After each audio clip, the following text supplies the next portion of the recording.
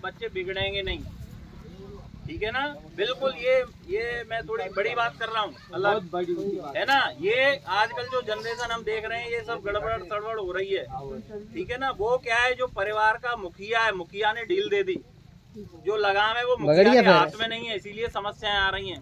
पहले आज से अगर 30 साल 40 साल पहले आप लोगों पे भी अगर आप देखोगे तो लगाम कहाँ थी, हाथ में थी, घर से अगर और आजकल की जो नई जनरेशन है ना, बच्चे क्या समझते हैं, बच्चे समझते हैं कि जो बुजुर्ग हैं, बाबा दादा नानी, इनको कुछ पता ही नहीं चलता है।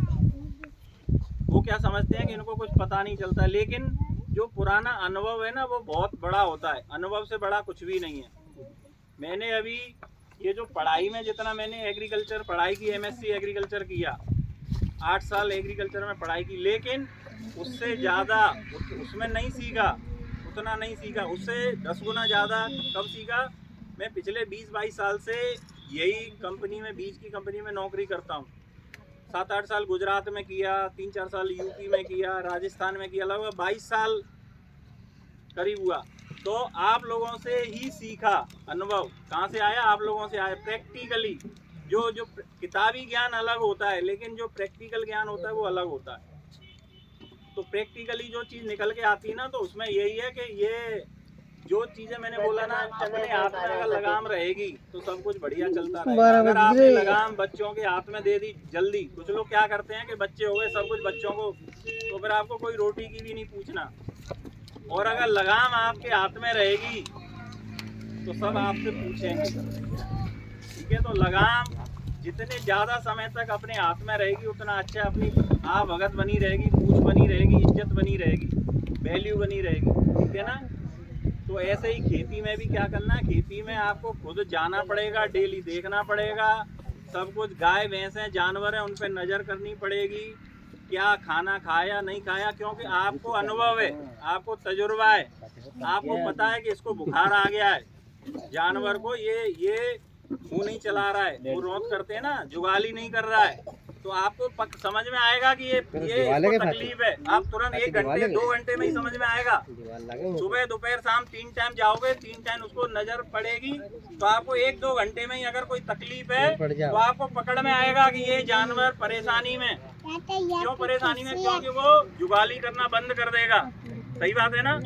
लेकिन बच्चों को आएगा क्या, बच्चों को नहीं आएगा, क्योंकि उन्हें पता ही नहीं है क्या होने वाला क्या है। वो तो ठीक है, 3 दिन बाद जब बिल्कुल भैंस गिर जाएगी, मरने वाली होगी, तब पता चलेगा।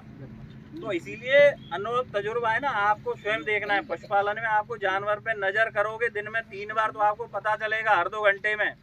अगर वो हीट में आया है, गर्भित कराने ले जाना है, तो आपको पता चलेगा कि कौन से टाइम आया, कब से आया, कितना घंटा हुआ, कब ले जाना है कि नहीं।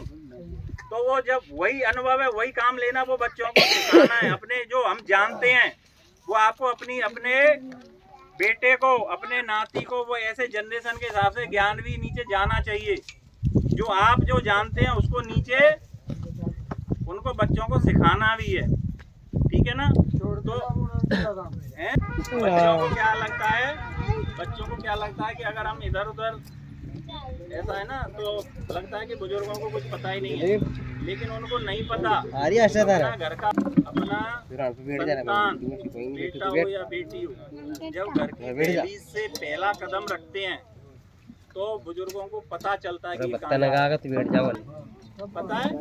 और बच्चे क्या समझते हैं कि हम स्मार्ट हो गए हैं, कुछ किसी को कुछ नहीं, लेकिन अनुभव, बुजुर्गों का अनुभव बहुत तगड़ा होता है। उनको पता होता है कि हमारा बच्चा कहाँ जा रहा है, कहाँ से आ रहा है, गलत रास्ते पे जा रहा है, अच्छे रास्ते पे जा रहा है, अच्छा काम करके आया, खराब काम कर, उसको पता होता है।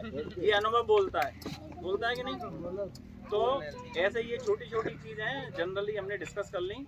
बाद बाकी तो मैं खेती पे ही है, मैं खेती पे क्या है, आप लोगों को खेती हो या पशुपालन हो, खेती और पशुपालन आपस में कैसे हैं, ऐसे हैं, बने हुए हैं आपस में, एक